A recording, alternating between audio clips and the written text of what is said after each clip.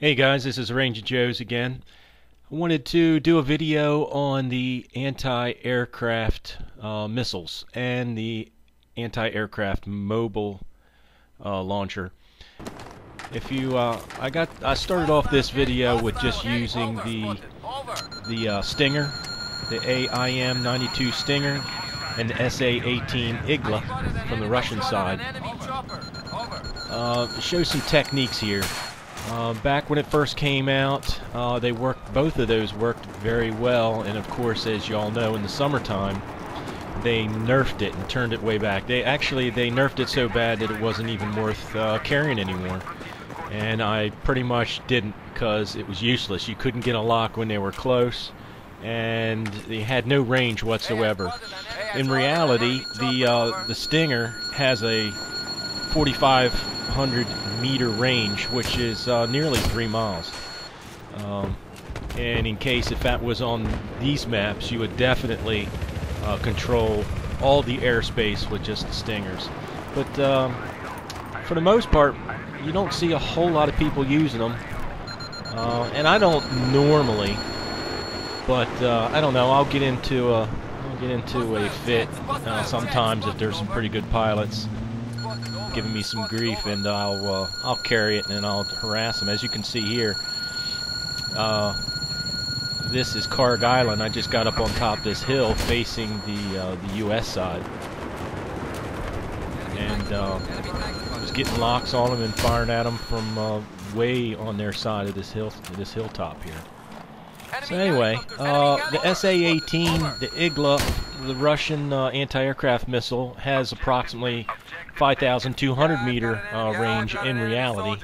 I'm sure in the game here they made the Stinger and the Igla both the same, so you could keep it fair for both sides. The SA-18 Igla came out in 1883. They have a newer version now, an SA-24, which of course has more range and more power, and I'm sure it's more heavier. The Stinger's been around for a long time. Actually, the Stinger is what was introduced to the Mujahideen in Afghanistan back in the 80s.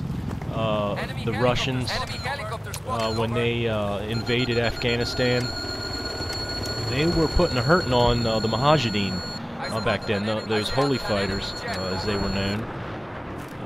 We supplied the Stingers to the Mujahideen, which totally changed the scope of that war, because the Russians owned the skies at that point, and the Stinger kind of evened it out a bit.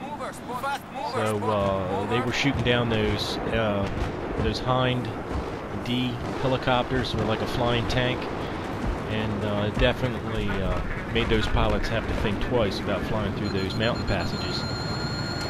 So here we are. I'm just showing some video. How to do this here is I get a lock, I wait till they pop flares, or if they pop smoke, wait till it clears, and then fire. Sometimes you have to fire once to get them to pop their flares or smoke. There's good pilots out there. It's been around for a while, and they know that when they hear that lock, not to just go ahead and hit their flares right off. They wait until they hear the missile coming. So you may take 2 or 3 shots to actually get them, but if they stay within your range, you can do quite well with them. And if they had any prior damage to their aircraft from another jet or helicopter, you can take them out even quicker. And as you see how I just tried to get a lock on them, and this guy here just flying around in circles, so I just kept getting locks and kept shooting at him. You're not going to take the jets out too often with the handheld anti-aircraft missiles, just because they're so fast that they get in your range and out of your range so quick. And even if you get one shot off, sometimes you're lucky. So it is what it is. But mostly you're going to be taking out the helicopters with the handhelds. Here in a few minutes, when I show some gameplay in the mobile AA, it's a different game there. You can get a lock on them from farther off, and I'll show you those techniques here shortly. As you can see, I'm even getting a lock on him through the trees, which is kind of good, because he's not probably going to even be able to see me. And there, see, pop flares. I wait till the flares are gone, then I fire. That way, I'm going to get a hit on him. He's not able to pop flares or smoke again. If he had a co-pilot with him, they can alternate back and forth, which makes it easier for them. But if they're not able to talk back and forth, they're at a great disadvantage. This one here was pretty wild. The helicopter was coming towards me. I was getting a lock on him. I was trying to jet first, but the helicopter was coming towards me as I was getting the lock, and I waited because I was going to see if he was going to pop it, and he did pop the smoke, and then I fired as he was going by, but he came right towards me. The missile went right by me, went right through that tree, took that tree down, and hit that helicopter. It was pretty cool, because usually when you fire these missiles, you know, they just shoot off they go. A lot of times I don't even watch. I just fire it and move out, because ain't no sense in sitting around watching it. And that was pretty neat. I like that. You can see with the jets, I spot on them, and for the most part, you're not going to take out the jets. I took these clips from several different games, from several different maps, just to give you a perspective.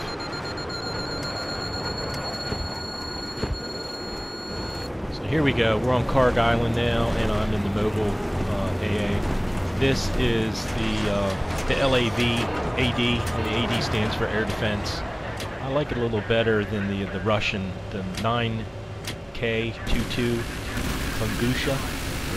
Tungushka M.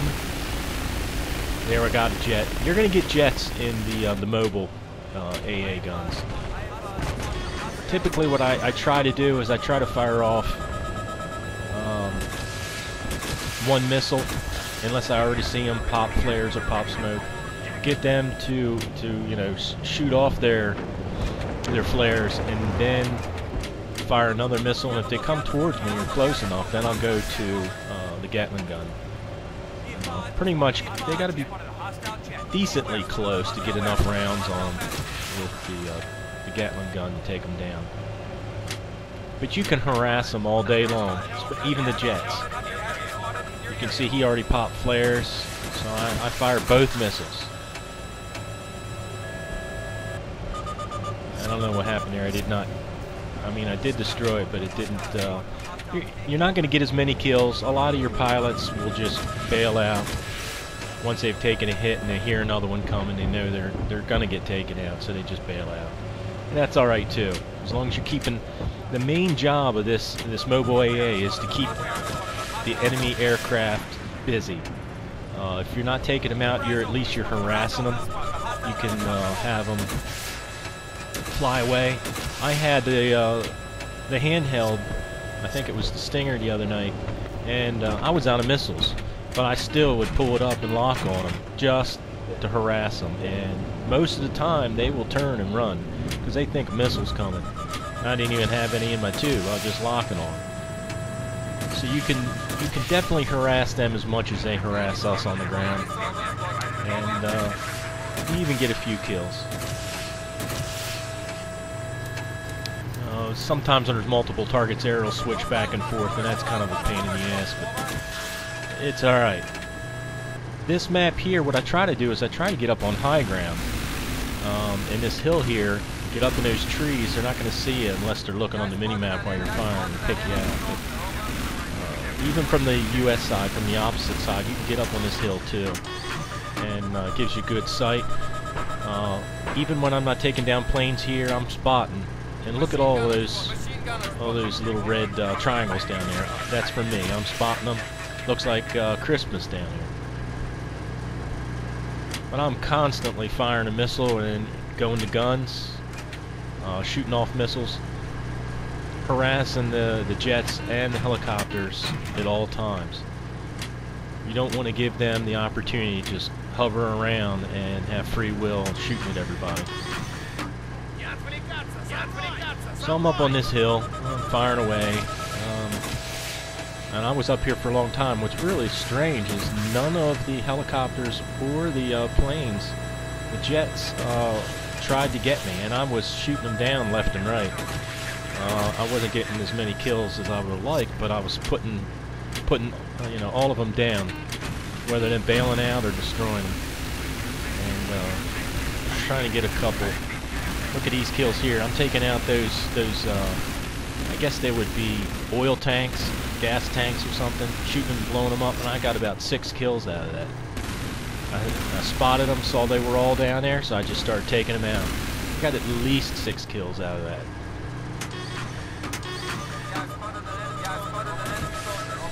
When I was up on here on this hill, there was one guy that tried to come after me. He was one of those C4 bunnies right here towards the end. And I don't know why. I just happened to spin around a little bit and I saw him. You are a sitting duck. You're typically looking up in the air most of the time. Tanks will take you out really easy. You got to be careful for that. And definitely C4 bunnies that'll come running up to you, throw C4 and blow you up. It happens very, very easy. You'll get taken out. That's just, it is what it is. Your job is to take out the jets and the aircraft and to harass them as much as possible.